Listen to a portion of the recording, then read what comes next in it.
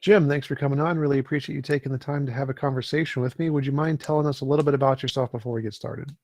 Okay, so I'm Jim Sterba. I teach philosophy, social and political philosophy, moral and political philosophy at the University of Notre Dame.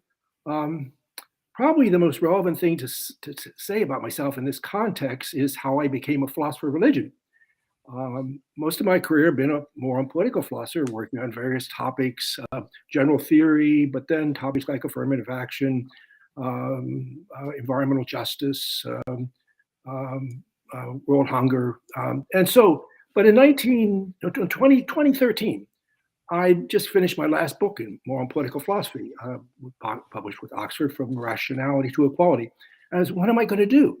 What do you do next? I mean, I just couldn't figure out what to do next. But what happened at that point was my office at Notre Dame is right next to the Philosophy of Religion Center. And I've been watching what was going on in philosophy of religion at Notre Dame, particularly about the problem of evil. I was kind of interested in that, but I wasn't doing any work on it. But then it came to me at this time, 2013, that maybe I could bring moral and political philosophy to bear on the problem of evil. Why did I think that was relevant? Well, because when I watched people work on the problem of evil at Notre Dame, various conferences, they were almost all metaphysicians and logicians, and almost no moral and political philosophers. And I thought, well, maybe there's something missing here. And so I took the idea to the Templeton Foundation. And the idea was to bring elements of moral and political philosophy to bear on the problem of evil. And John Templeton's view of the Templeton Foundation was, he thought religion was moribund and science was progressive. So I pitched my project as I was going to bring the science of ethics to bear on the problem of evil. And they liked the idea. They gave me money to run a couple conferences and to take the year off to work on the problem myself. Well, I get more deeply into it. And then after the conferences and working continuously on it, in 2019, I came up with my book, Is Good God Logically Possible? And the conclusion of that book was that the traditional God of theism, that all good, all powerful God, was logically incompatible with all the evil, and particularly the horrendous evil in the world. So now, that's a logical argument against the existence of God. And I know must know the history of this problem. It goes back to a debate in recent history between John Mackey and Alvin Plantinga. And Mackey was the atheist, and he was coming up with a logical argument against the existence of God. And the logical argument starts off with what you state assumption, that it's all good, all powerful God. And then you have assumption, well, you say there's evil in the world. And I'm focusing more on horrendous evil, but Mackey was just, there's evil in the world. That's an empirical premise, but if you deny that, you don't have the problem of evil. So that's a starter. Those are things that theists and atheists can just go along with. But then the next part, and this is the crucial part, is if you're going to have a logical argument, you've got to come up with some necessary premises that connect up the all good, all powerful God with the evil in the world. And Mackey had made an attempt at that, and he had a couple premises. One was a good thing always eliminates evil as far as it can. And then the other was there are no limits to what an omnipotent thing can do. And he thought you plug those into this, the thesis about God and thesis about evil, and you could have a logical argument against the existence of God. Well, my former colleague, now retired, Alvin Plantinga, looked at that, and he thought those premises, those supposedly necessary premises, are not necessary at all. They're not even true. And so he showed that the first thing, the good thing always eliminates evil as far as it can. Well, we don't do that, even when we're good. So if it doesn't hold for us, how's it going to hold for God? And there are limits to what an omnipotent thing can do. No limits. Well, if you want to make free creatures, you can't interfere with their freedom. You got to say, I'm not going to interfere with their freedom. Or if you interfere with freedom, you no longer have free creatures. So that was devastating. And even ultimately, Mackey realized he didn't have an argument. And that was a turning point. That was back in the early 70s, at least when it finally took hold. And from what happened then was atheist philosophers just gave up on the logical problem with logical argument against the existence of God. They turned to the evidential terms. So they went for evidential arguments and not logical arguments. And even this idea that Plantinga defeated Mackey's argument, logical argument, is actually one of the most widely held views in philosophy, both by atheists and by theists. And in fact, some of the atheists that were leading the charge for the evidential say, "Oh, Plantinga's got it right. There's no logical argument, so let's go forward." So I wasn't quite so sure about this, and I didn't really have an argument initially. So the whole project was to investigate whether you could construct a logical argument. And by the time I had the book, I thought I had one.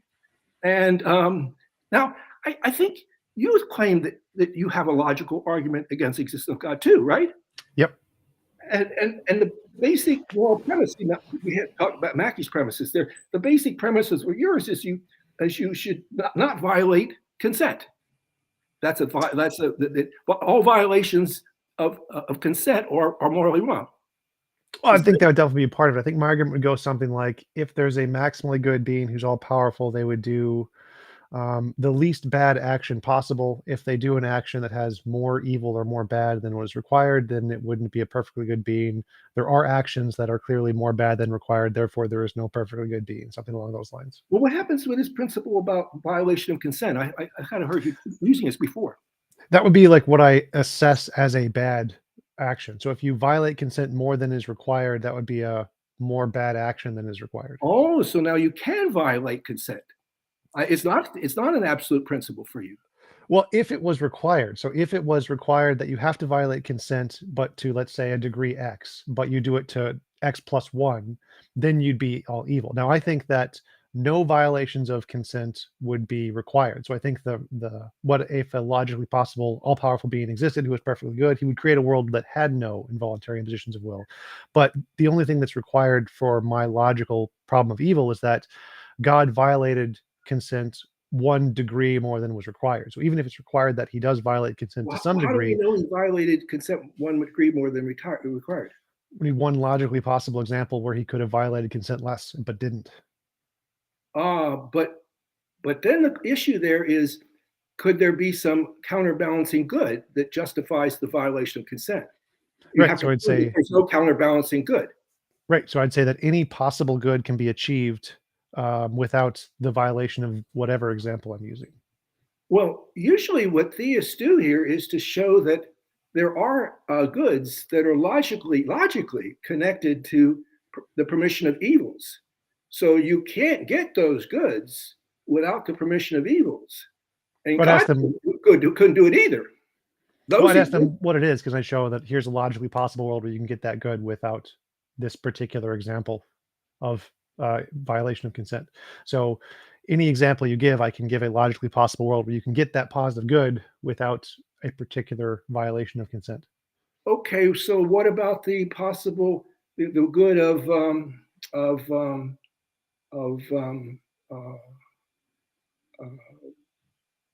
forgiving your assailant? You still have that. So my most common example is I say that if we had a world where everyone had the option to be in whatever world they wanted to be in, for example, so you could choose to live in exactly this world exactly as it is. The only difference is that everyone has an option to like check in to voluntarily be here. Well, now any possible good that's in this world is possible in the world I just described, because this world is one of the options. And so any possible good that's possible in this world is also possible in a world where everyone can choose whether or not they want to be in this world. And so no matter what good is here in this world is necessarily possible in that world. Well, a good of forgiving an assailant is only possible if there is an assailant. Right. And so the question is, why could that good not be justified? Let's say, that's justified. That's the reason why God permitted the assault, to get this good. Okay, so my counterexample works like this. We have exactly our world exactly as it is right now. All of Yeah, rape, murder, torture, everything is yeah, this. The yeah. only difference is that before entering this world, you have an option. You can say, I consent to being a part of this world, or I'd rather go to my own world without that stuff. And so now in this world I've described, where we've added this conditional of you can go into the world as God designed it, or you could opt out in this universe, all possible goods that are in the world as we know it are necessarily possible in that world too, because our world is one of the options in that world. Well, this is a very complicated logical argument. That I mean, the idea now we sort of pre-exist and we imagine pre-exist and we then choose to enter worlds. Of course, we could. What about making bad choices for ourselves and for others? I mean, we could choose to enter a world that really turns out to be really shitty. We And could, now what? we could. What Well, would that but that that wouldn't? would seem to me that necessarily is not a justification for. Well, now you can't complain about it, fellow. You chose to get into this world. Right. No, I don't think that quite works Well, because that's not a logical contradiction. So all I need to show is that it's the point of this argument is just to give one possible example where all possible goods in this world can be achieved in a different world. That's all I need to show. There's one change he could make that could make a less involuntary imposition of will, which is in this case giving you consent to being in this world or consent to going to a different world. So that's one additional way he did not violate your consent. And you can do this and still have all of the goods in this world. So because if this world is one of the options, then necessarily all of the goods in this world are possible. They have to be. It's just logically entailed that this world is one of the options.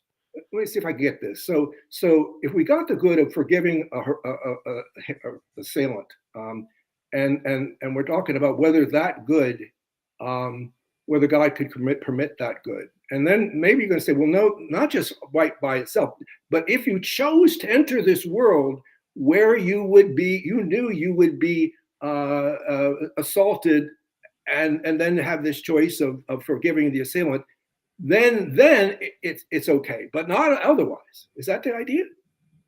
I mean, Uh, because I'm well, trying to what I'm trying to do is, the theist is always going to look onto those. There's these goods that are logically connected to evils, and now I'm wondering, well, if you say, well, now there are going to be any goods that are logically connected to evils in my world, your world, Tom.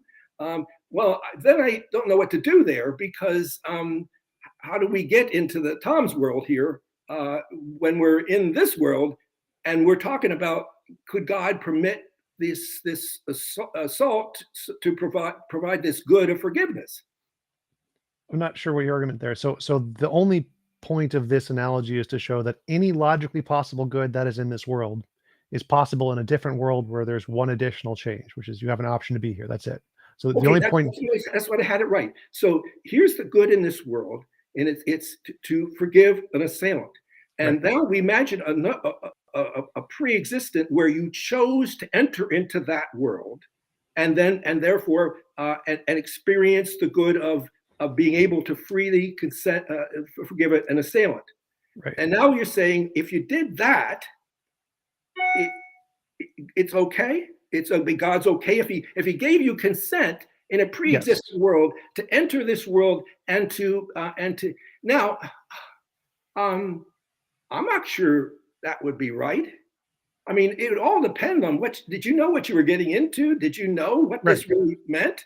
I mean, Right. So God would have to give you a complete understanding of what you're consenting to if you're not oh my sure. But gosh. that's a separate argument. The point here is that here is one example of something where he did not violate consent. So if he forces you to be in this world without your consent, he has violated your consent. You did not give consent to this. We don't If know whether he did. I mean, that the idea that we were in a pre-existing world and whether we chose, not, because we forgot it about now when we got here and got in this world, we don't know that.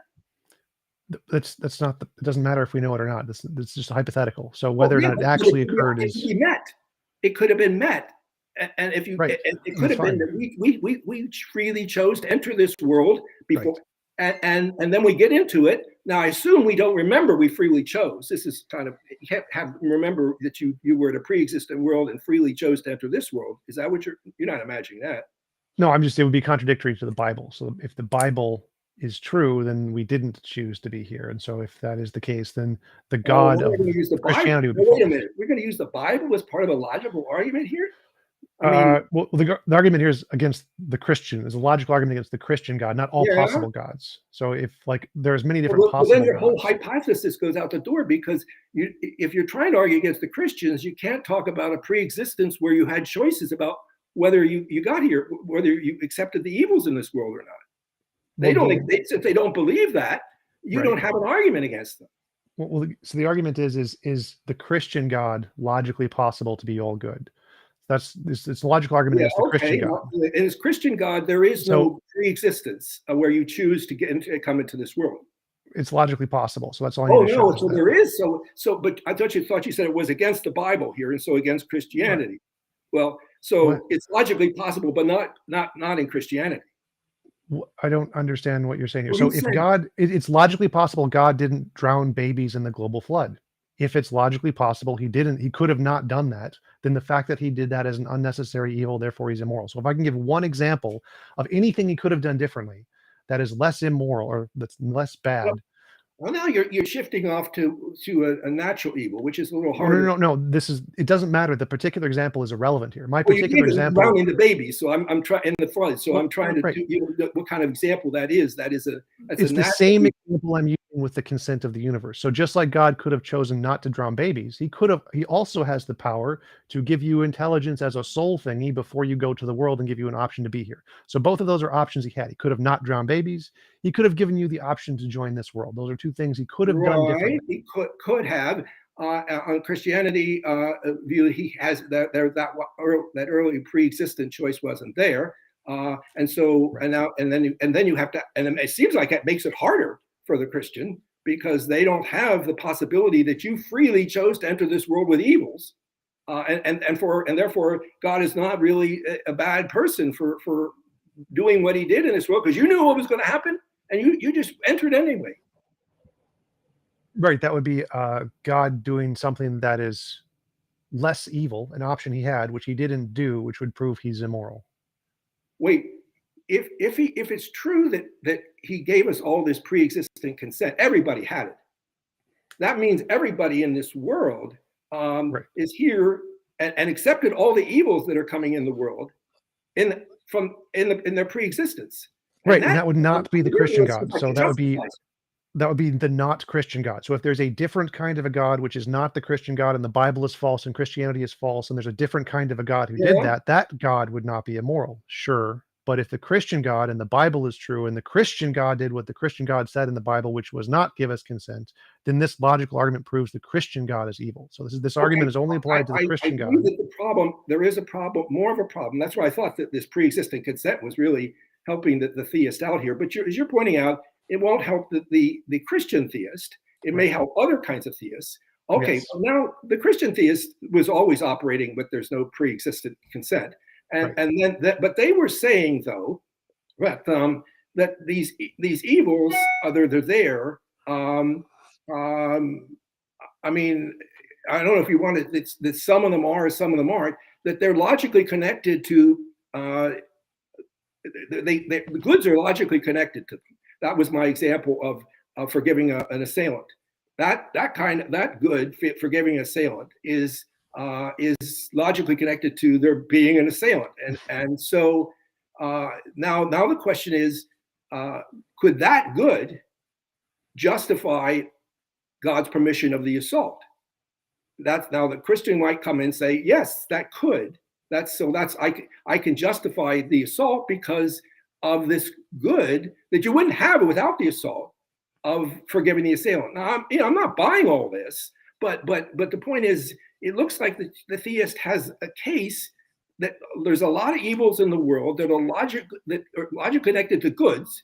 And there was a question: do those goods justify the evils? Now, you point out that it looks worse if you don't have a pre-existent consent to the world, and I grant you that. But it still doesn't. It's not just pointing out that there's what? I mean, what do you got to do here? See, I think what you have to do. Yeah. I think what you're missing is the point of this analogy is to show there is a logically possible world where you still have the good of forgiving an assailant, without God forcing you to be here. So without God doing this unnecessary evil, you still have the good. The good is So still there. So in this universe where God does not force you to be in a world where there's all this bad stuff, you still have the option to be here. So the good is still in this universe. But there's one less bad, which is God didn't force you to be here. yeah, well, but one might say that, creatures that had a pre-existent choice are different from us. They're just not the same. We're not people who could have had a pre-existent choice. So we might want to say, well, there's multiple universes here. There's the universe where creatures have pre-existent choice, and then there's a universe that, we come kind of out of the slime of the earth, and that's how we get here. We don't have any pre-existent choice. So, you have to ask a question about the kind of creatures we are. And if we're not creatures which could have the possibility of a pre-existent choice, because we'd have to be totally different kinds of creatures, then I don't know, then we need another argument. That's all. I don't understand. That doesn't seem to make any sense at all. Like, I don't know what you mean by different kinds of creatures. Like, Christians think we're souls. So the fact that our soul exists before we exist on earth is like just an entailment of Christianity. I'm not sure what the problem no, is. Christians think we have souls. Or no. I mean, the early Christians thought we didn't have souls. The early Jews thought we didn't have souls. It was all about the body. That was why you had a resurrection of the body.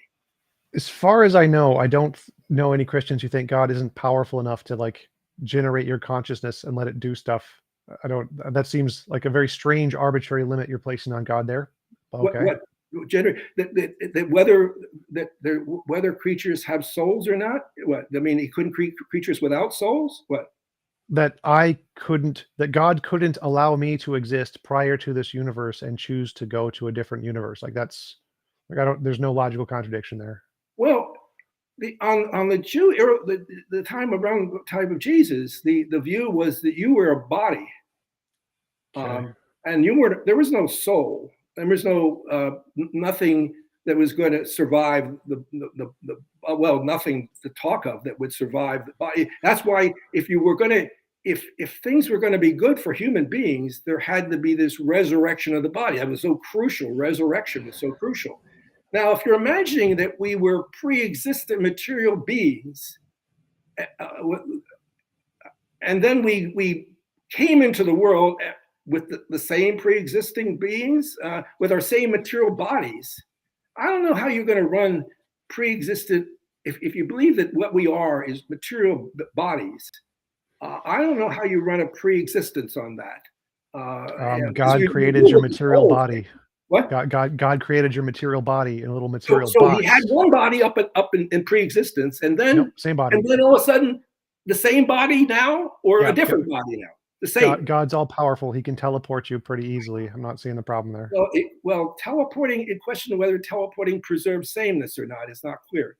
I think God's all powerful enough to be able to teleport you. I don't want to get too big reality with fiction, but I mean, it seems like you're arguing God is not powerful enough to create a material body that isn't on Earth and teleport it. Like he just can't do that. He's not powerful enough. I mean, if this is the reason why he can't permit this evil now, because we didn't in a pre-existent world, but now.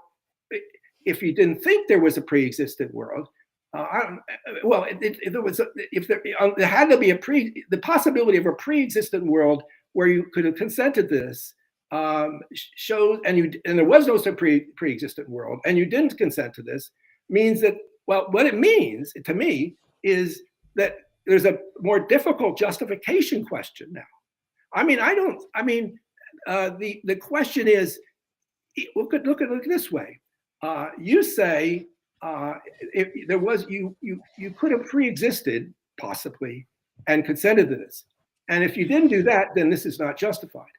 But it could be there is no pre-existent world. You didn't consent to this, but there's another justification for it still.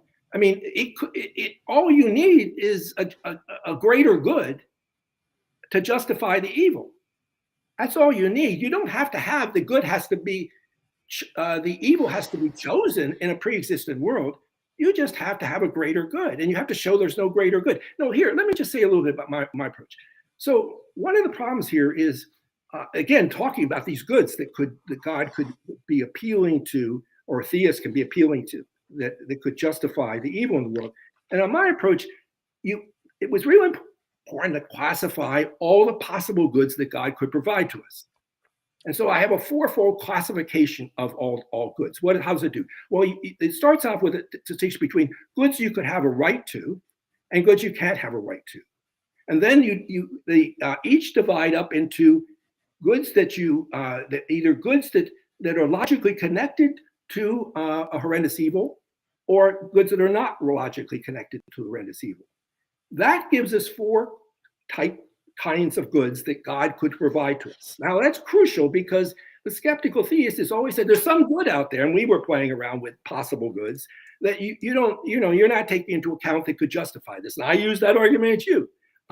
And so the idea is, if you could now talk about all the goods that God could provide to us, and then you could somehow go into each type and show how God is violating now what? A moral requirement. Now, what's the moral requirement?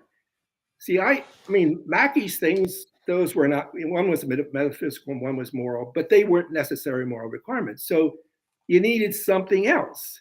And what kept, I think, the atheists from fixing up Mackey's argument is that they were primarily metaphysicians and logicians, and so were the theists.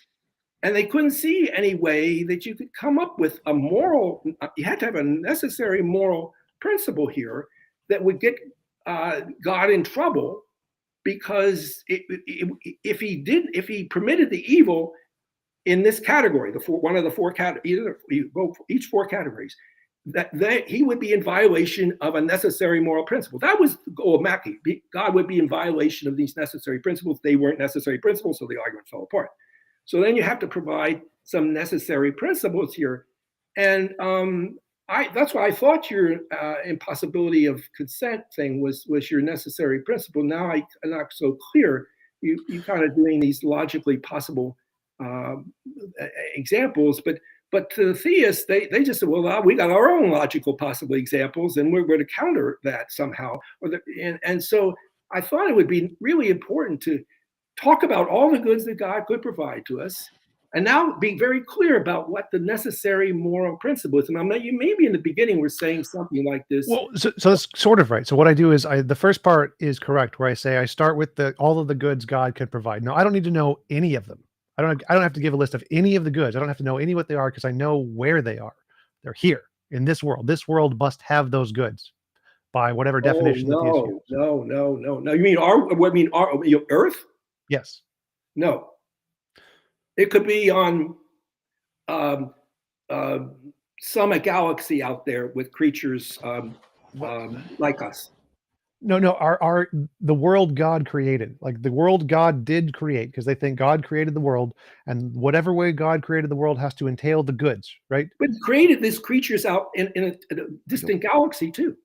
So in our reality, goods for those creatures too. That's fine. So I'm saying the entire universe. God created the universe. And the goods must be a result of this universe. Like whatever the way he created it must entail these goods, right? Well, entail these goods. Wait a minute. Every good that God could bring about doesn't have to be realized. I mean, think about it this way. Think of this other Christian views on this. So, in some sense, God creates us with hopes for us that we're going to, achieve certain goods in our life, and we turn out to be a mess. We're really evil people, and those goods don't come about by us. I mean, it was good for us. It was a possible good for us. It doesn't materialize. But if it wasn't possible in this world, then that wouldn't make any sense. You couldn't say the good wasn't possible. And after we reject, so you can never ever say there is a good that is not possible in this world, right? Well, there were choices in the past where goods could have been realized, and once they weren't realized, that those goods can't be realized again. No. So the argument here is that in order for a good to be a justification for a bad thing, Um, Yeah. drowning babies. God drowned babies because of some greater good. The greater good has to be a result of It has whatever to, is yes, going there on has to in be, this I grant you universe. that. I grant you that. There has to be some greater good. And the Right. question uh, is it? Now, again, you're going back to drowning babies. So that's the natural evil. Natural evil That is a that little part harder. that part's Well, irrelevant. That part's look. The reason why uh, I said natural evil is harder is that for the theist, the Christian theist, whatever, the idea of free choice here, which and the possibility of moral evil is it creates a kind of good that this is a way of their way of trying to justify the evil in the world because it is required for free choice. Now, when you're talking about natural evils, there's no free choice about that. If they really go back to God directly. There's no creatures bringing them about, and these free will creatures. So they make it's a harder case for the theist. I don't care if it's natural evils or choice evils, makes zero difference to my argument. So my argument is Oh, simply that whatever the goods are, I don't know what they are, but yeah, whatever the goods are, the way the world is now in our world is conducive to whatever goods God wants to have. right. Whatever the goods are, the way the world is now, our world, Yeah, our yeah, universe, yeah, whatever yeah. entails in our universe is conducive to all the good thingies, all the Right, goods that you right, could ever okay, right, possibly justify. yeah. But part of the world that the theist has got here is a world with an afterlife, with Sure. goods in those afterlife, and maybe friendship with God, which is this Yes. great, fantastic good. And Sure. maybe this is the good that compensates. I'm not buying all this, but I'm just but for the evils we see in this world, but we don't see what the good of the afterlife. So And how do you can we get know those that goods in this outweighs world, this? right? So What? so those goods, you can get them by being in this world, right? Well, on the Christian view, you're going to only get those goods by behaving a certain way in this world, right? Right. So all goods are possible to gain by being in this world. Well, they may be, well, yes, but you gain them That's in the the whole argument. afterworld. So What? that's all. That's the only argument here. All goods are possible by being in this world. So whatever the I don't goods know. are, I mean, I go clear possible. I mean, if you're talking about natural evil, the goods of natural goods, that's one way to think about possibility. If you're talking about moral goods, in some sense, they're possible if people choose rightly. In other sense, they might not be possible. Well, they won't be possible if people choose wrongly. So, I mean, there's a sense in which before choice, these goods are possible, but I'm not sure where that leads us, gets us. And what I just was making is there's these goods in the afterlife that this wonderful experience of friendship with God that the theist is going to say, well, that justifies this permission of evil in this world. So I don't. I'll have an argument why this won't work, but that the goods in the afterlife, which we don't even have a glimpse of, that how could we say they don't outweigh the evils in this life? I don't care. Like all I'm saying is in order to get that good, whatever it is, I don't you can name any good you want. I don't care. Name Yeah, any good you yeah, want. yeah. To get that good, you go through this world to get that good, Right, potentially. fine. So what? Yeah, you So have that to. means that all possible goods, whether I know them or not, entail this world right here, right? Yeah, So if but I have this exact this world, world right here can involve inhabited planets all I don't over. care. I don't care anything Okay, about what okay, it entails. okay, I care okay. nothing about it. Yes, you have to. Creatures have to come through this world. Right? I Yes. grant you Great. that. That's it. That's the only argument. So all of the goods that could ever be posited are Right for possible. creatures. For creatures. That's fine. That's fine. Whatever goods you want. Must come through this world. So if I have this Right, world, right. Okay. Now where do we go from this? wait. So if I have this world, then I have all of those goods too, because they're all a part of this world, or they follow from this world, or they're Well, possible from this world. they don't that they could be realized. They have to be realized through being in this world. Doesn't mean that you have them, because it could be you don't. you can only realize them by That's all I mean is they can be realized. That's what I mean by have. possibly, but at certain junctures of time they won't be realized. Some won't That's be fine. realized. I don't care about that at all. I Oh, don't care about you that at don't all. care about that. So Okay, all now I what? care about is in this world, you Yeah, need this world to get the goods, whatever they yeah, are. I well, don't care what they are. So if I right, have this world in any alternative possibility, then I have all the goods too, because they're all a result of this world. yeah. So if I have a world, let's say world B, where I have exactly everything we have here as God designed it, and I say, you can choose to be a part of that and get all the goods, or you can just opt out and go to a universe of puppies and unicorns and stuff. Well, guess what? You still have all the goods because you have the universe. It's still there. So all of the goods, no matter what they are, all of them ever, no matter what, still there because the world is still there. So now we have this one. This is a really complicated logical. So we have the world that happened with all the creatures coming into the world, and now we're saying, oh well, this is argument. Well, there's a better world. There is this better world that God could have made, and He didn't make it. So there's a big problem. That's the old God. The question is, there a best possible world? And then you say, well, but you can run that. I'm not sure what to do with this best possible argument. Okay, take whatever world you have, and then there's always a better world. And any world you have, and you're always a better world. So there's no. Are you assuming there's this best possible world, and if God didn't make that one, then He's in deep trouble? No, my whole argument is here is I'm trying to isolate the goods because the Christian wants to say there is some good that can justify the evil. Yeah. Now, all I need to do is show I can get that good. And But so you how do I can't get get that the, good? Wait. you can't In get order goods to that are logically connected to the permission to the evils in the world. it's irrelevant. In a world Wait, without wait, evil.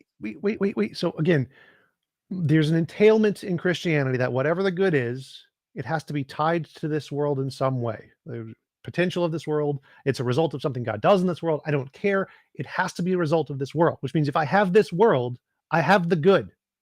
All possible goods, all logically possible goods God could ever offer, no matter what. If I have this world, I have those. Those are in the bag. Whatever goods any Christian says, here is a But possible you good. said, but then there's this world B that it Wait. isn't. If if I have now, if I take an exact copy of this universe, make it universe B, I still have the goods, right? If I have all the goods in universe A and I make an exact copy with no differences, I still have all the goods, right? Yeah. Now let's say I add a pineapple to a corner of the universe. Do I still have all the goods? See, this is the issue. The whole issue back to is there a best possible world? Well, no, this isn't about best. This isn't about best. This is only about goods. Well, better world. This isn't about better. Not about better at all. So this is all I'm saying. No, not better at all. I'm not making a pineapple doesn't make the universe better. So I'm saying, all right. So universe A with God. Well, yes, the pineapple does make the world better. About one part, yes. There's something really beautiful about a pineapple. Really. Not the I mean, point. living nature. You know how difficult it is to make a pineapple. I mean, think about the natural processes that go into making pineapples. I mean, it's a. If I just took a pineapple and squashed it, that would be bad. The question is does the existence of an extra universe with a pineapple and nothing but a pineapple diminish the goods? So it's not about whether the pineapple is good. That doesn't make a difference. You can say it's a pile of poo. I don't care. So the point here is that there's two possible worlds. One is with exactly this universe as it is, and it has all the goods. It has to, by definition. And then if I copy this universe, make it a universe B, this universe also must have all the goods because they're still in the universe. We still have the exact copy of the universe. Now let's say I make a new dimension, new universe. Now we have our universe exactly as it is, plus an additional thing in this new world B, and this additional thing has no interactions with the world as it is. So the world as it is still has all the goods, but there's this extra dimension with a pineapple and nothing but a pineapple. Yeah. Does it still have all of the goods? We have and a pineapple too. Yes. So everything we have in a pineapple too. Yeah. Does this universe with everything we have with a pineapple still have all of the goods of world A?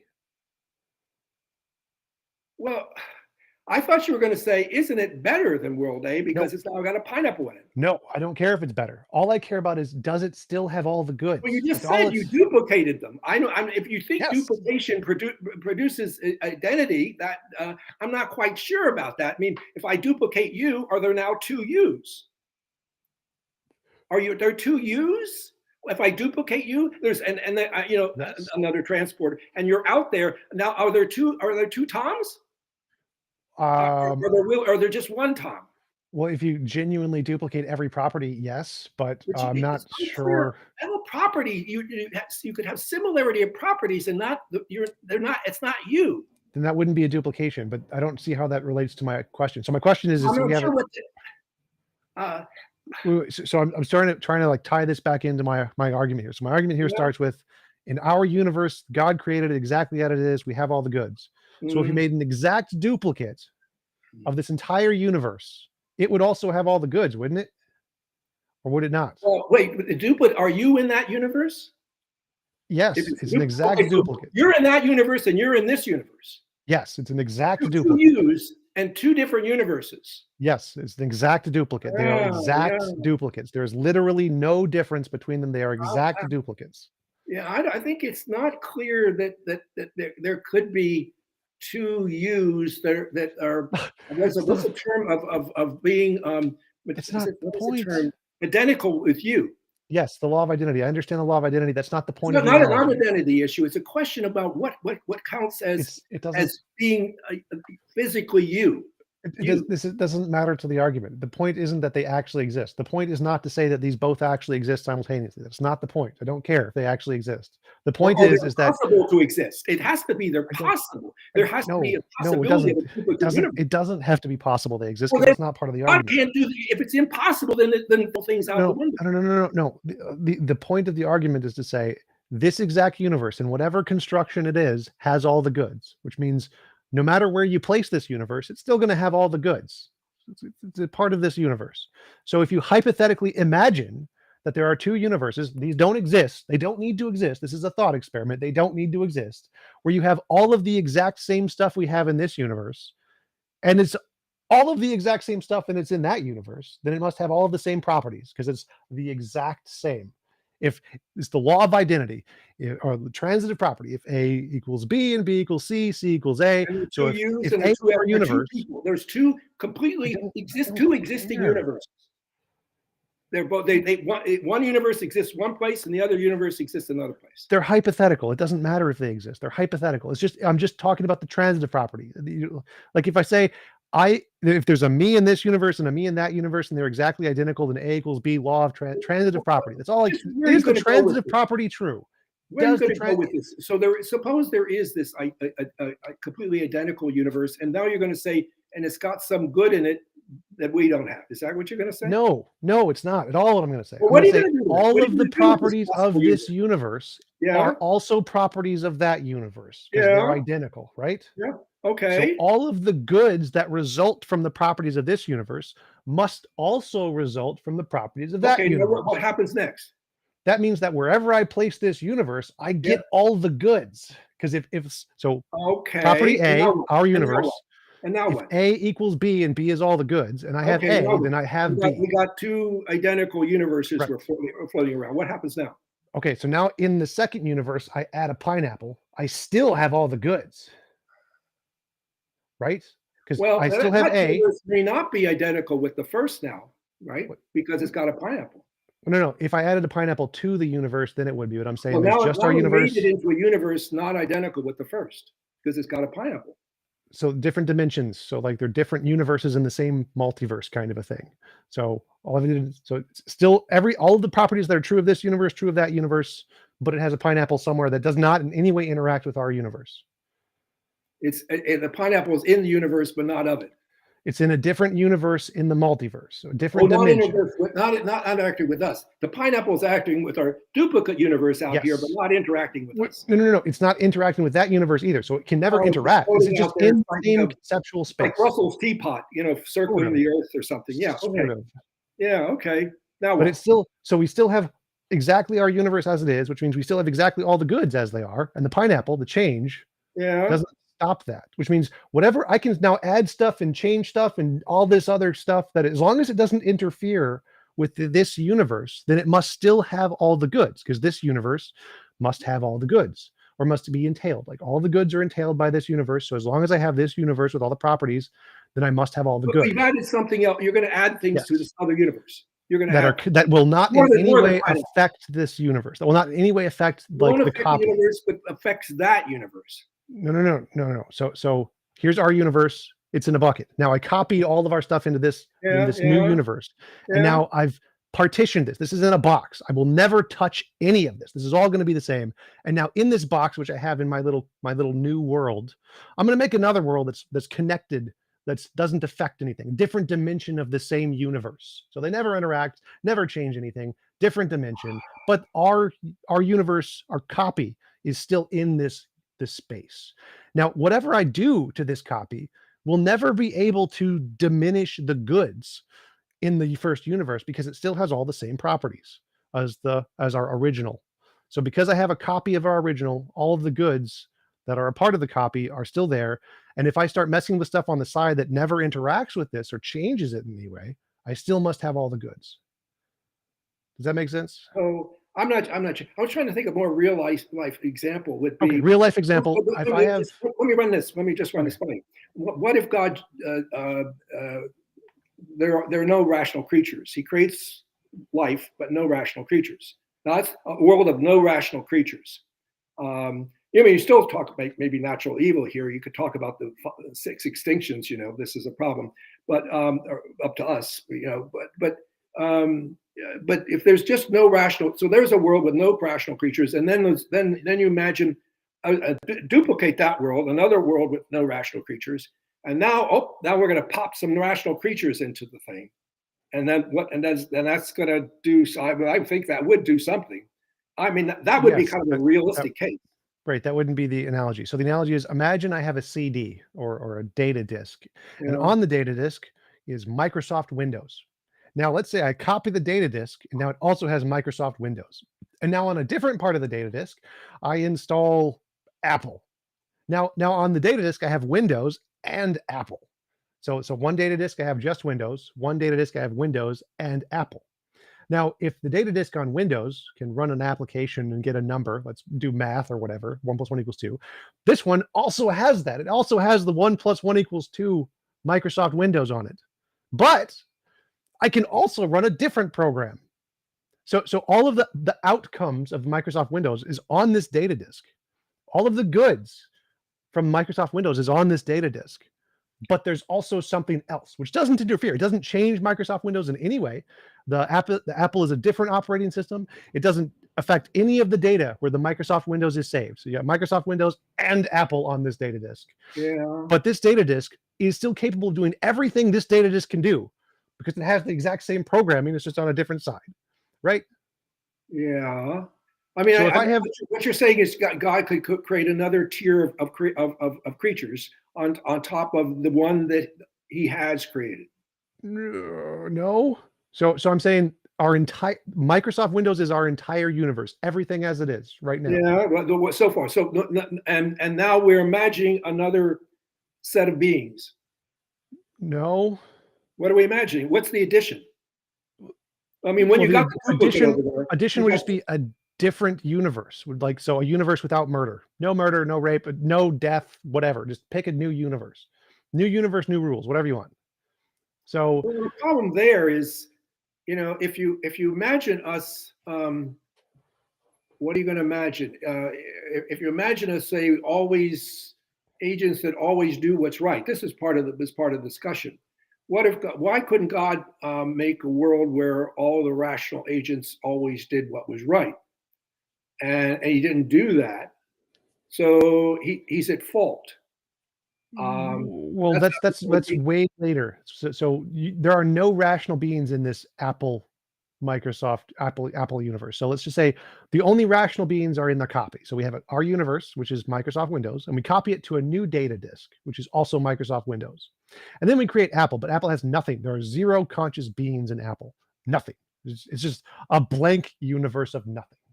That's or a pineapple, whatever. in this universe, we still have all of the goods.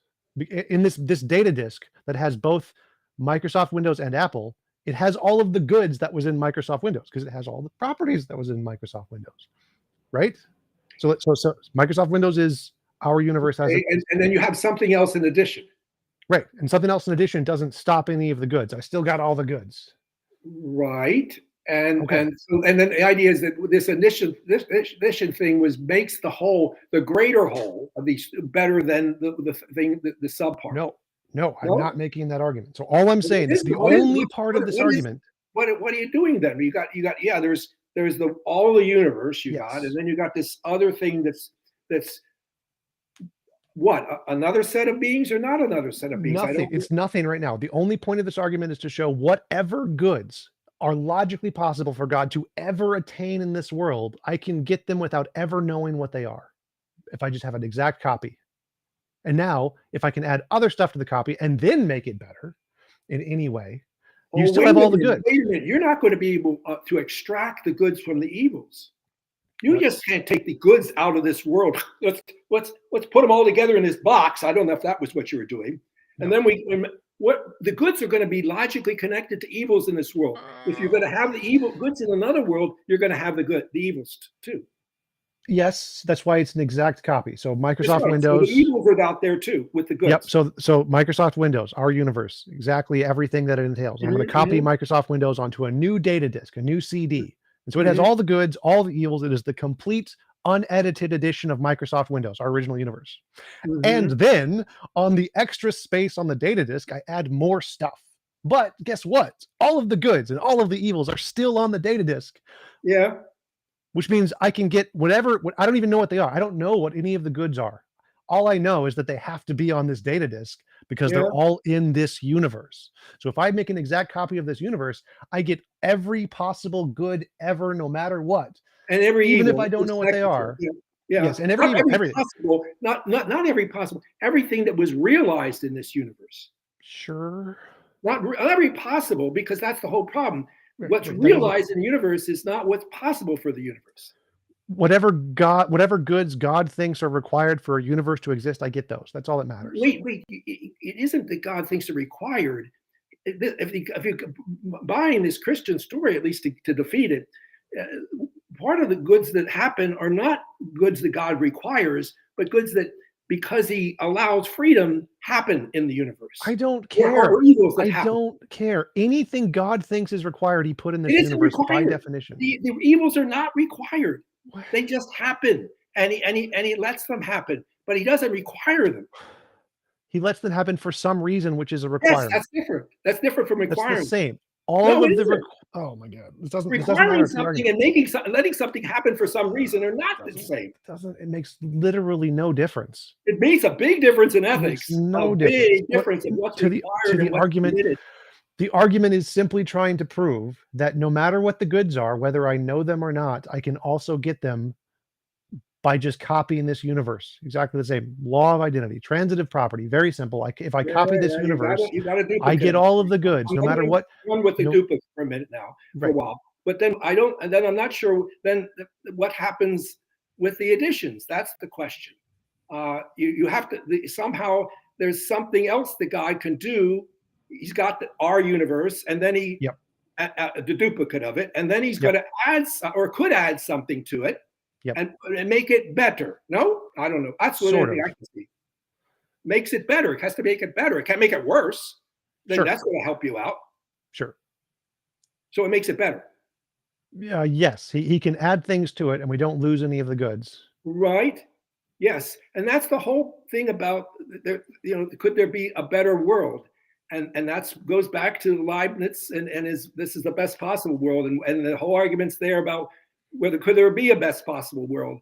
And I don't care if there's a best. I just need a better. If there's one fact that's better. But see, okay, but then the argument is, if there's always a better world, this is actually an argument.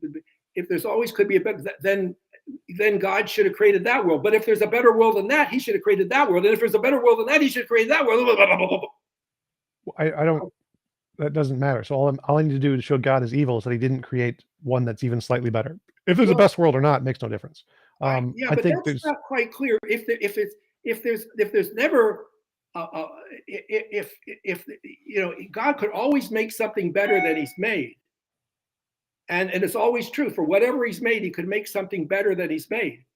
It's not clear He's at fault for just choosing one of these overall good worlds, even though there's a better world He didn't choose. Well, no, I'm saying for an overall good world has some requirement to it that it isn't like, for example, a doctor in the 1800s. If a doctor in the 1800s cuts your leg off because you got shot, that's rational because that's the best he can do to save your life. Right, definitely. If a doctor today cuts your leg off, you're going to sue him for malpractice because he could just give you an antibiotic. Different circumstances. So if God has a power to give you an antibiotic, but instead cuts your leg off, He is immoral.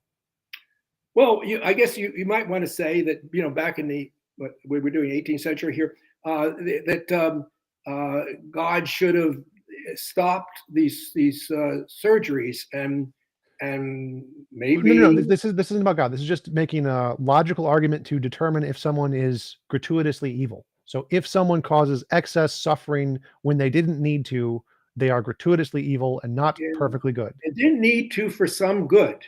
Yes. Didn't need to provide some good, and the idea that the evils in the world are justified by greater goods. Yep. You've got to somehow undercut that. Right, which means I need to get all of those goods. I need some way to achieve all of those goods. Well, yeah, but see, again, some of them can be in the afterlife. In fact, that's fine. That's fine. I need to get all of the goods. I don't care what they are. I don't care where they are. It goes on forever. That's fine. All of the goods. I don't care. I don't care what the goods are. I need to get every single one of them. Yeah. So if I have an exact copy of this world, yeah, I have every single one of them. Right. And so if I have an exact copy of this world and then make a change, like add a universe without murder that you could optionally go to, I still have all of the goods. I have every single one of them as a possibility. No, you don't in a way. I mean, you just do the murder for a minute now. So, you don't have them because in the murder case, there is this possibility of repentance. Yeah, I take it what you wanted to do was to stop the murder. God should stop the murder, but if He stops the murder, he eliminates a certain good, the good of repentance. No. So I'm saying again, there is an exact copy of everything in this universe. That's murder, rape, cancer, death, all of it. All of it exists. He hasn't stopped any of it. He stopped nothing. The exact copy of exactly this universe. The problem of evil is to try to say God did something wrong in this universe. Not that there's some, He could have done better here. That's the whole point. If He can't do better here, now you're talking about another world. You want to convict God on the basis of what He did here, not on the basis of that there was this other world that He could have created which would have been better. No, he could have done something in this world. He could have interfered in this world and made things better, and He didn't. That's why He's mad. What's the difference there? So God redesigning the world instead of we don't need a world with the evils in it. We don't need that. Right. Whether or not He created the world differently or changed it while it was existed doesn't make a difference to the argument. I don't see why that's relevant. Well, because what happens is the world as created and allowed to exist is got more evils, way more evils in it than any good God would allow. That's the problem.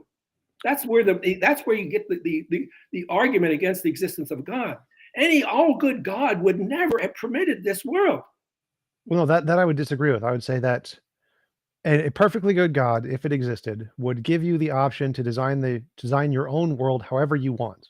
And if you design a world exactly like this, you have every choice to be here, and it would be immoral for Him to stop you from being here. You can't have all these little individuals designing the worlds, because why not? The decision of why? Because the choices of the different individuals interfere with each other. No, they don't. If you want something, if you say, I want this world because it'll give me its effect, and somebody else says, I want this world because it'll give me the opposite effect, and now you can't give them both the effect and the opposite of the effect. Yes, you can. It's really simple. You say everybody gets their own universe; they can design it however they want, and no one can force anybody else.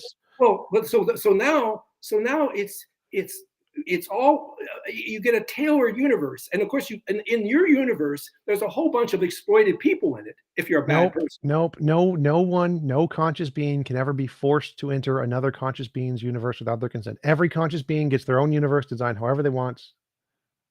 But if he wants other beings in it with free choice, they can choose to enter or they can choose to not. Take the risks of them doing bad to him or her. Well, if they so like I could design a universe where it's impossible to disobey me, and people can choose to enter, they just won't be able to disobey me. So I can say, in my universe, the way I'm going to design it is everyone in here is my personal slave, and that's fine. There's nothing immoral about that, but as long as I don't force other people to enter my universe, if they can, as long as they are fully consciously aware of what the universe is like, choosing to be slaves to Tom Jump, and if they're all rational choice.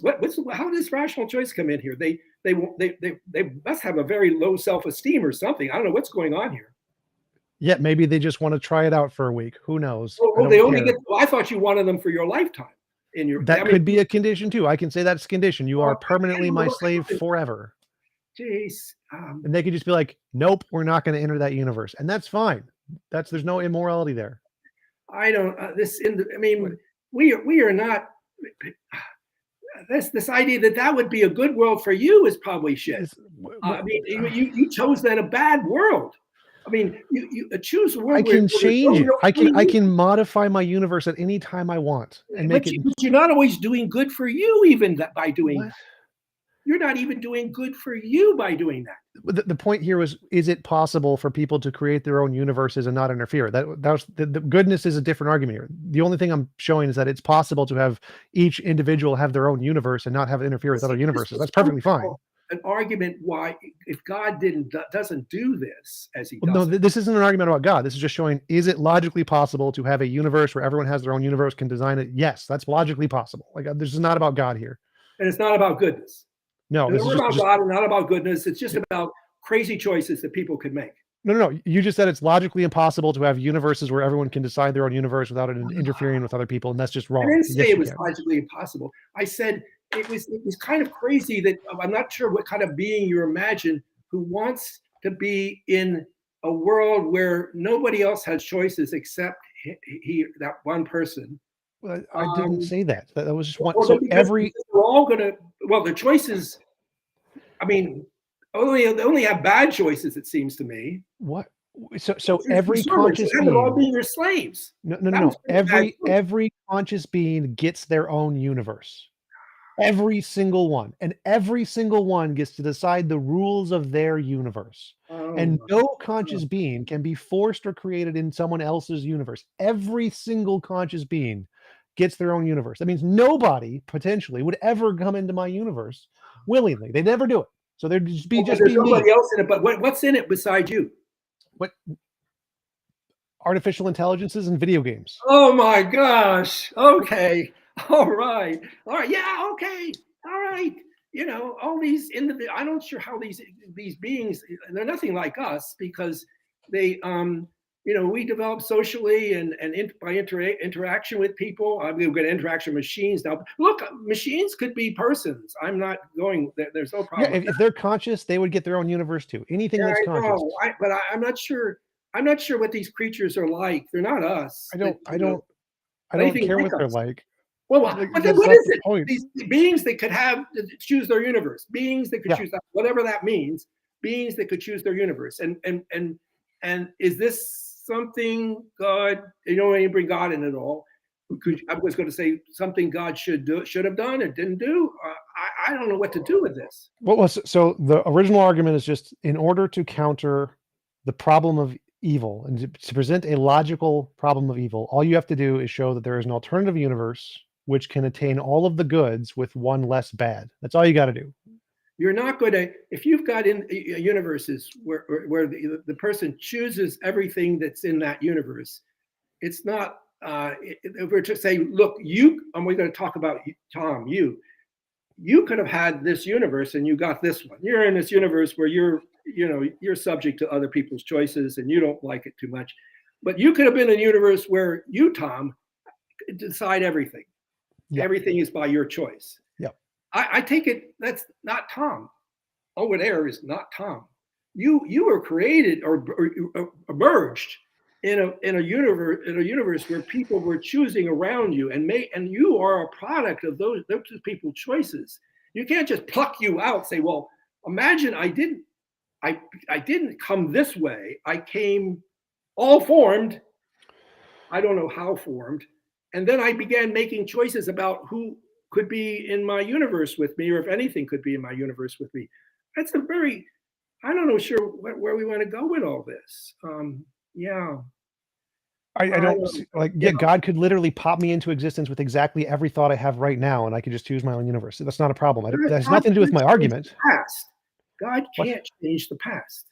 God can't. That's an Change interesting the God. past. Sure. Okay. Okay, so he can't kind of pluck you out and give you a different past. That's fine. He could still pluck me out right now in the present and give me a different universe. Like I don't.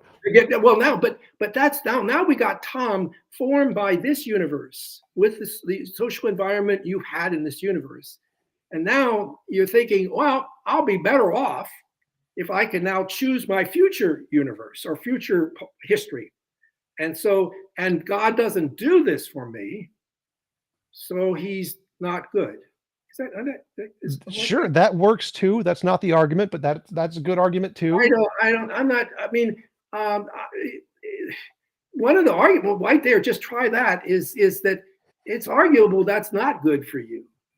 And the fact that God doesn't, Tom, I really don't want you plucking out in some universe and where you're making all the choices. I think that really is not good for you. Well, that doesn't matter. That doesn't matter because interact with people like me and others, and that helps you to be the good person you can be. Remember, in order for God's goods to be achieved, they just have to be possible. Like you said, not all goods are achieved because we have the choice to do good and sometimes we do evil. And so the fact that I choose to do evil and go to my own universe is perfectly fine as long as the goods that God thinks are required in the universe are still attainable. So as long as we still have the necessary conditions of these goods in the universe, then I've achieved the goal. I've solved the logical problem of evil because I have all the goods. If I choose not to do them, that's fine. Like we can always choose not to do the goods. That's fine. But as long as I have all the goods in my universe and choose not to do them, perfectly fine. That way, they're not like all separate little bubbles or grains of sand we could kind of leap together. It turns out that some of the goods are conditional on other goods and conditional on other evils. So if you don't have those goods or evils, you don't have the others. So there's kind of a networking of things going on here. It's not just about a certain amount of sand shoved into the world, and then those are the goods, and then you could shove more in. I mean, I don't know. I'm on your side here. I want a logical argument against the existence of God, and we both agree that somehow we should be talking about all the goods that God could provide to us. But then what's happening then is, well. And then here's what I thought we should want to do is to show, these are all the goods that God could provide to us, and somehow in this world he's not doing that, and there are moral principles. I mean, wait, say that again. Say that again. You said here are all the goods he's not providing us with goods that he could provide to us. They're there. I mean, they're possible goods, but that doesn't mean. Well, no. Here, wait. Run this around. I'm sorry. We're talking about goods that God could provide to us. That the question is that would be justify the evil in the world. It's all about justifying evil, right? From the problem of evil question. The idea is there's goods that God is providing, could only provide to us. If there's these evils, what we want to try to show is that those goods are not required by the evils. Let me just take the one big one. Let me just try a big one here, but the big one I've been using a little bit, the friendship with God.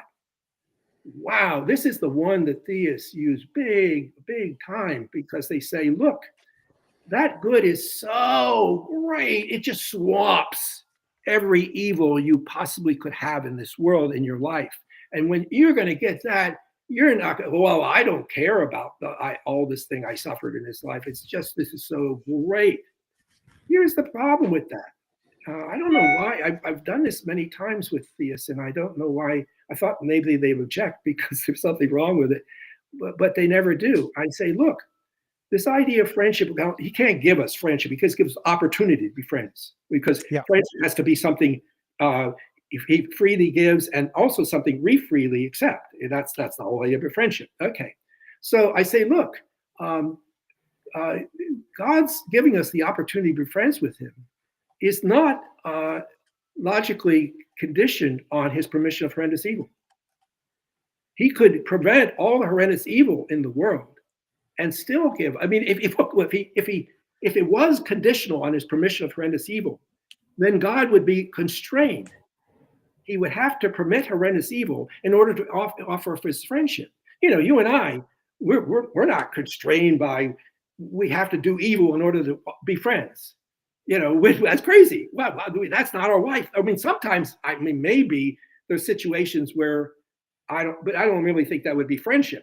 I mean, again, the whole thing, if it's constrained by permission of evil and you have to permit evil to be friends, this is all kind of breaks the whole friendship idea. So this whole great good that the theists are using to justify God's permission of evil in this world doesn't depend on there being this evil, the horrendous evil in the world. I agree.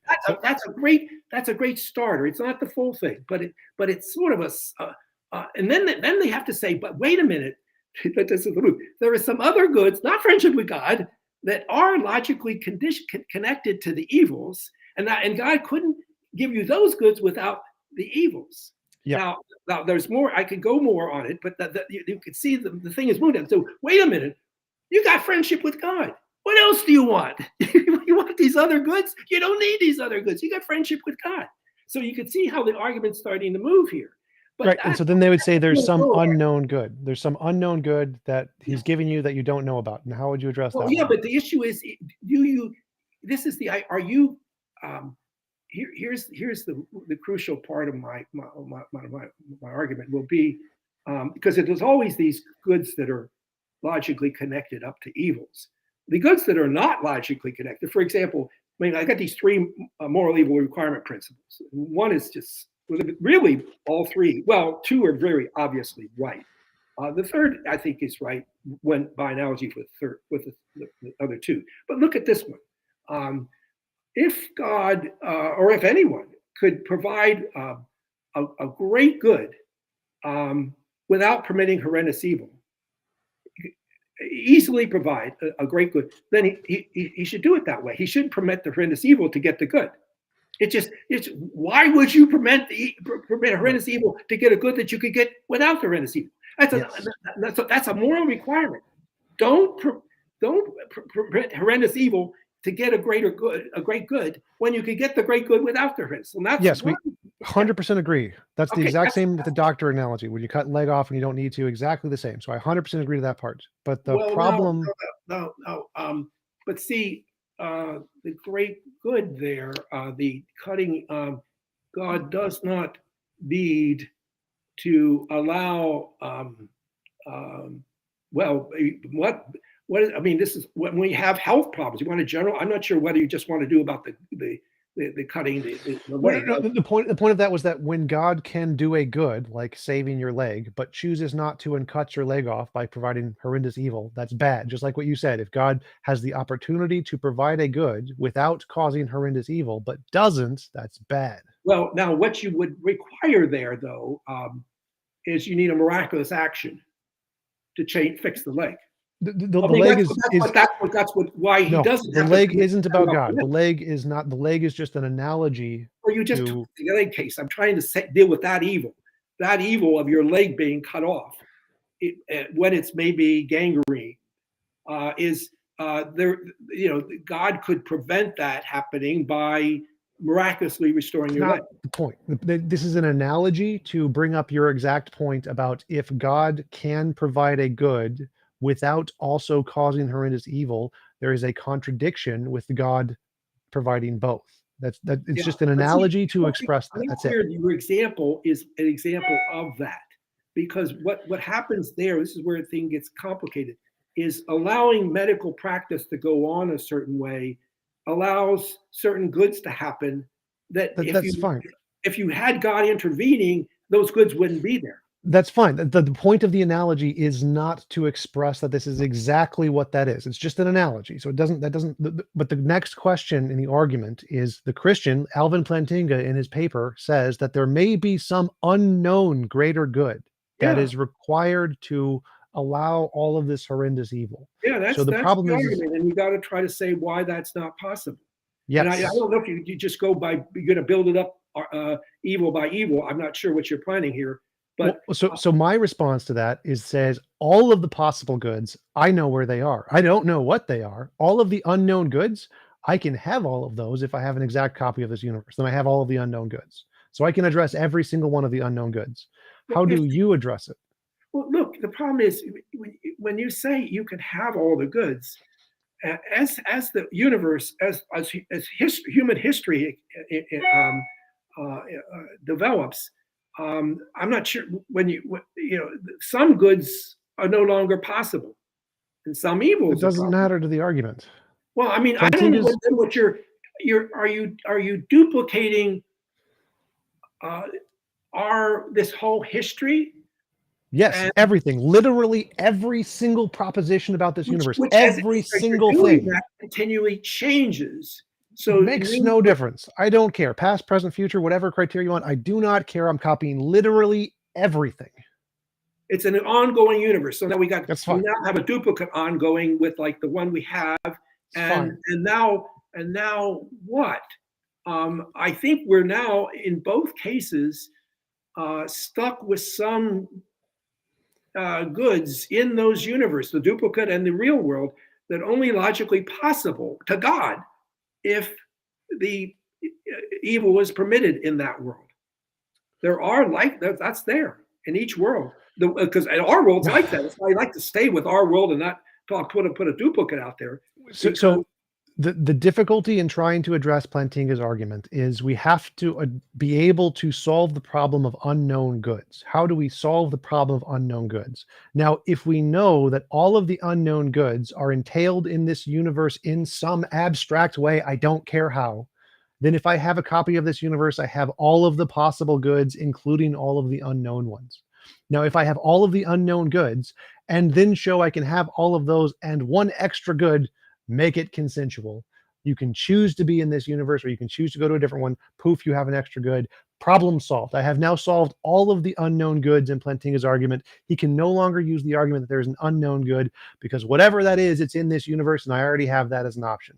So I've achieved the solution of solving the unknown good problem. How does your model solve the unknown? You achieve the solution of, you now gave the person the choice. But see, these are two universes that and then this is where you went to, each person gets their own universes. So you see, if we knew, let's put us both up into the pre-existent. Our time has not come. We're back we're back in about the time we were born at different times, and now we're looking at this universe as it has happened so far, and we're deciding whether to join it or not. And option, look. I don't. You look at your situation, look where you came from, where you would be born to, and you say, I don't want that. I don't even choose. I don't want that one. That's and fine. then what happens? Now you're still floating in the possible world. That's fine. And so you only get people in here who've looked at the universe as it. See, I think this is a really tricky thing, because either you come into existence, you don't. I mean, if you're in this non-thing where you're not there, I don't know. Yeah, you still exist. Yes, you exist before going into the universe. Maybe you should stay up there. Why would I come fine. down in this shitty world? I mean, That's fine. why would you come into this world what's that pre-existing world that you're in? It might be fantastic. You're stupid to come down in this world. Sure. And so you made the stupid decision to come. We both made stupid decisions, and we came down in this world. And now what we say is what? the evil in this world is justified because we chose to come into it. I don't see that. Sort of, but sort of. But a lot of evils on other people and not me. I would say if justify it. I would say yes, if we voluntarily chose to experience this evil, it would be justified. But that's, I chose to come into this world, and this world has a lot of evil in it. yes, if you voluntarily consent to experience that, it's fine. Yeah, it's not immoral. Yeah, but, I mean, I would think if I had this choice, the question is what the pre-existent world was like. I think the real problem is this world is there's so much moral evil in it. I think no good person would choose to come into it if they had a better deal. They'd stay up there. I would agree, but that doesn't just. And I don't think if they chose to come into it, I don't think that justifies. Now, when you want to say maybe the evil in their life, but not all the other evil in the world. If every conscious being chose and knowingly chose to be in this world, knowing they were going to experience whatever suffering they're going to experience, then it's all perfectly fine. So, but you have us all choosing at different times and different places. That's fine. And they chose to come in, and they all made this horrible moral choice to come into this world. But that wouldn't be immoral. And really, what God should have done is prevent them even to make the choice. It was a bad deal. They should have stayed up there with the heavenly and with the angels or whatever. It's a much better deal up there. And so probably on this view, God should prevent people from making any such choice. The world is so evil, and just stay up with the angels. It's a much better world up there. Well, I'd see that as immoral. So I'd say God forcing people to not choose would be immoral, but that's irrelevant to the argument. Oh, wait. Irrelevant. This is back to your don't force people against their will thing. But look, yes, I think consent is. We do that all the time. We stop robbers, we stop assaulters from doing what they want to do. That's perfectly good. And here, if you were going to make this horrendous choice of coming into this world when you can live in this wonderful angelic world and with no evil in it, you are making a worst choice of your life. God's going to stop. No, can't do that, Tom. That's a bad deal for you. I'm going to do what's good for you, Tom. Keep you up in this world. That's a separate argument. So going back to the logical problem of evil, the problem here is how do you solve the problem Plantinga has presented that there may be unknown goods? That's what we need to solve. The basic Plantinga argument wasn't so much about the possible, it comes later when he talks about justifying all the evil in the world.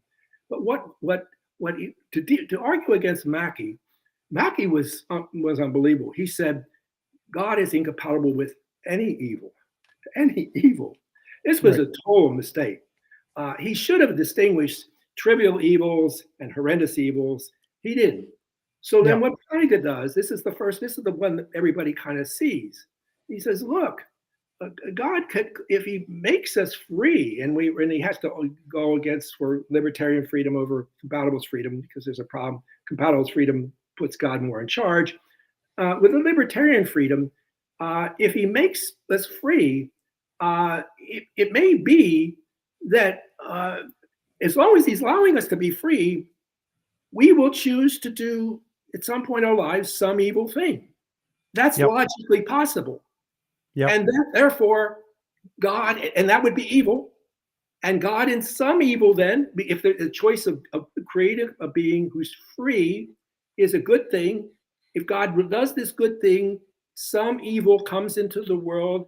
And actually, if it's just, if it's a trivial evil, it's a good thing that God created the person and suppose only trivial evil came into the world, because a lot of greater good would presumably then come, and that would overcome the trivial evil. And that would be a good story. But all Plantinga was worrying about was, could God and this is it's called free will defense.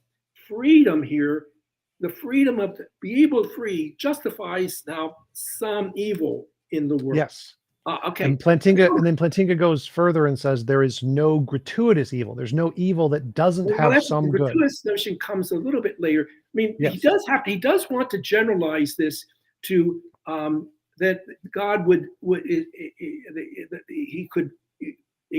freedom could justify all the evil in the world. The freedom of agents could justify all the evil, and that's where he gets in trouble. it's the case that freedom can justify some evil, Right. but it can't justify particularly horrendous evil. Right. And that's where and so now Plantinga sort of, that was the basic move. He just thought that he made the argument for some freedom, for some evil, and he thought he could just say, well, and that justifies. See, here's the way the Christian has to go on this, or the theist has to go. It can't be freedom is the full sole justification for this. Right. Because we just shown that freedom for horrendous evil may not be a justification. But so that's why I was giving you made this free choice of. Yes, I'm familiar. I'm very familiar. The question is in order for there to be a logical problem of evil, that means you have to be able to prove that there can't be some unknown good that could justify all the gratuitous suffering. Not prove. See that you got the person doing it.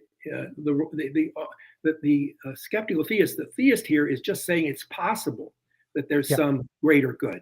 That's all they need. They don't have to prove there is. The atheist has to prove that there is no possible. Yeah, that's the hard good. part. That's why the after Mackey, and particularly without the resources of moral and political philosophy, most atheists are going for an evidential argument. In fact, I find the strongest critics of my argument are atheists, because they don't want there to be this logical, because especially if they've been working their whole careers. Well, I'm building an evidential argument. God is unlikely, but he's logically possible. And now someone says, wait a minute, there's a logical impossibility argument here. They don't want to hear that story in a way. Right. I mean, they will, I've had nice discussions with them, but they're some of my strongest critics, that they don't want to. They claim you can't get a logical argument against the existence of God, and so I'm having an interesting time of it. I never thought so. Yeah, two things there. One is, my question is how do you, in your argument, prove that there isn't an unknown good to justify gratuitous evils? And the second is, I think I can do that. I laid out a little bit of the argument, but not all of it. So I said we have this classification of all the goods God could possibly provide to us. And then I said, well, and I initially I was thinking the thing that was giving me thrust here was what's called the Pauline principle. Never do evil, the good may come of it. I thought, I was wondering why theists don't talk about this when they're trying to give this justification for God. It was kind of interesting. Most theists, most people working for religion, they're traditionalists. They actually don't like utilitarianism. They like Kantian views or Aristotelian views. They don't like you. But then there was this interesting thing about when they came to the problem of evil. They became utilitarians. There was this great good out there that compensated for the permission of evil. And I thought, this is kind of strange. And I've always had these deontological sympathies. And the Pauline principle, never do evil, the good may come of it, sort of captures a bit of those. There's Kantian versions of this. But of course you could say, oh, wait a minute, the Pauline principle has exceptions. Trivial evils, it could be permitted for greater goods. And so you're not quite sure, well, what is the principle that constrains God here? And here's what I try to do. I try to show that these constraints operate under both consequentialism, they're crucial, and non-consequentialism. So it doesn't matter what your moral theory is, because I want to show that these moral constraints on God, where he's violating endlessly, are justified both under consequentialist reading and under non-consequentialist reading. Now, if you just took that one principle I gave, now it's one of three, the one principle that don't permit horrendous evil to achieve a good when you could get the good without the horrendous evil. Both deontologists and consequentialists say that's fine. That's a good principle. Even the consequentialists. So there's no disagreement. So the whole issue is I'm operating at the point of convergence between the consequentialists and the non-consequentialists. Like just that one example was another place of the convergence. Now, there are two other principles here. And so any goods that of that category, that kind, that aren't here, that was what that kind was. that's a good that does not logically depend on the permission of evil. See, when I said you could get this good without permitting the evil, that meant that there was no logical connection between the good and the evil, and so you could permit it. You could get it without the evil, and so you should get it without permitting the evil. See, that's the move.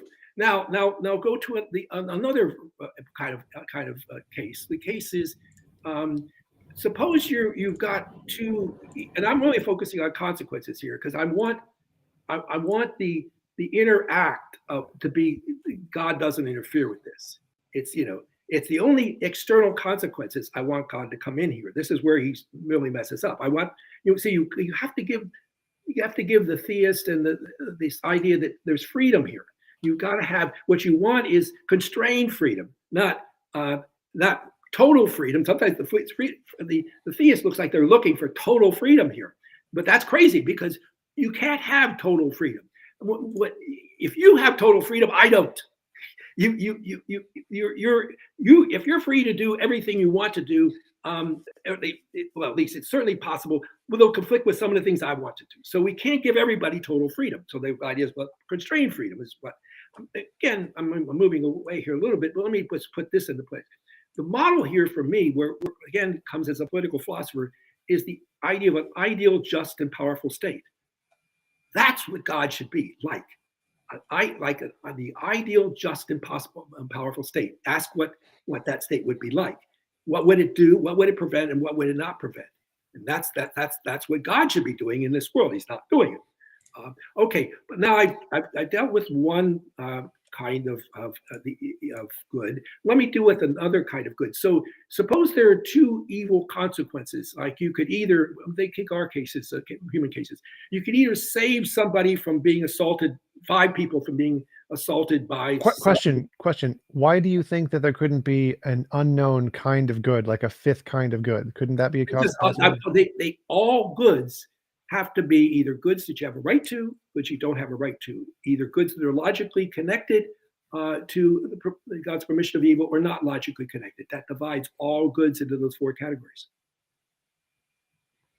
Okay?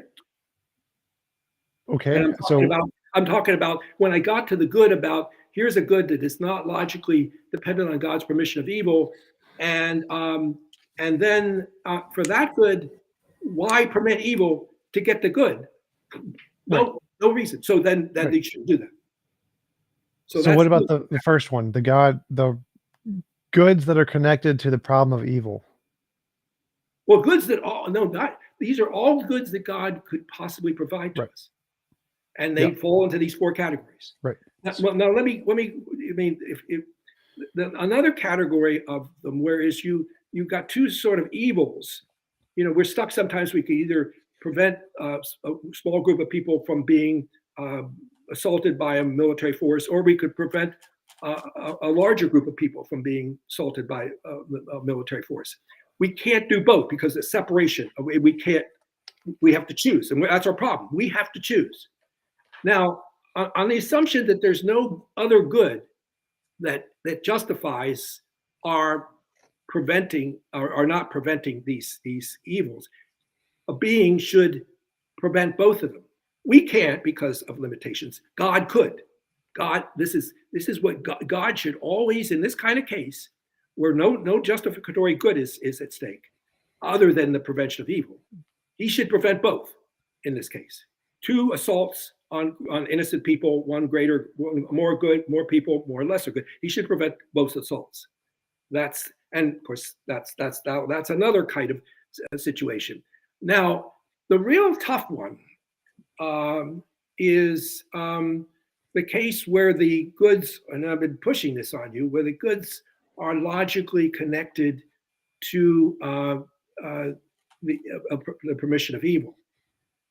And in that case, and this is where my argument about that God can provide us with this friendship with God, or God give us his opportunity for friendship without permission of horrendous evil. And he could also, there's another thing here, God could provide us all with the resources for a decent life without the permission of horrendous evil. The same kind of argument goes here, why that's possible. So we could have friendship with God. We could have a decent life. And we could also have all the goods that are not logically connected to evils. God could give us all those. And now here's the situation. There's still some goods here. These are goods that are logically connected, goods for us, to God's permission of evil. Now, one would be it was the good of forgiveness, the good of being a caretaker for someone who's been assaulted, the good of forgiving your assaulter, and then even the good of the perpetrator of repentance. Repentance. Yeah, now, those are good. Those are all logically connected to the permission of evil. Now, here's my point. I think that then they could talk about these would be beneficiaries of God's permission of evil. The assaulter, the victim, the person that could be a caretaker. These are all beneficiaries of God's permission of evil. My claim is they knowing, or if we knowing for them, that they could have friendship with God without God's permission of evil. They could have a decent life without God's permission of evil. They would be required, actually, to morally prefer God not permit the evil in order to provide them with those goods. The caretaker will just do fine without having to be a caretaker. They've got friendship with God. There's lots of other ways they could be caretaker for not horrendous evils. And now the one case you might want to think about the perpetrator. Why would he or she? Well, here's what I think about the perpetrator is this: if the perpetrator ever repents their deed, they would know. They would regret for all eternity that they inflicted some horrendous evil on someone, and they would prefer that someone in God, with last resort here, had prevented them from doing the horrendous assault on the person. That would be their preference if they ever were turned to be a moral person. So you've got the perpetrator, you can talk about the bystander, the victim. Also, their victim, this horrendous evil. You don't erase these from. They're in your memory. They're there. Well, wouldn't the Christian argue something like, in order to have friendship with God, God needs to give you free will, and if you have free will, then that requires horrendous evil? No, you can't. No, free will. Look, he has to give us free will, yes, but there's a question about how much freedom does he have to give us? Does he, in order to allow us to have we have to do something morally good here. And we have to do something morally good. God's not going to be friends with a child molester. I mean, you got to live up to some kind of moral standard, or at least try to be, before God's going to even offer you friendship. That makes sense. There's constraints on how much God could offer friendship to you. So you have to be doing something that it's admirable, that you're trying, you're being moral, you're doing. That's the only way you're going to get the opportunity to be friends with God. But you don't need to have to do or suffer horrendous evil in order to become virtuous. Look, you could have significant evils happening to you or others, and you're dealing with them, and trivial ones, and other things that don't involve evil, and become virtuous in all these ways. And so then be a good candidate for God's offering friendship with you. So none of that's necessary. I do. Sketch of my argument, not all of it, but that sketch of it. Well, you did mention that you wanted to cap it at an hour and a half, and we've been going for an hour and a half. Are we there? Yeah. Oh my God! My God! You just see, you don't know anything about me, I guess. In this sense, I talked to you how I began as when I turned to be a political philosopher. I didn't tell you the part that I was in a religious order from age 14 to 26, Christian Brothers Order, and I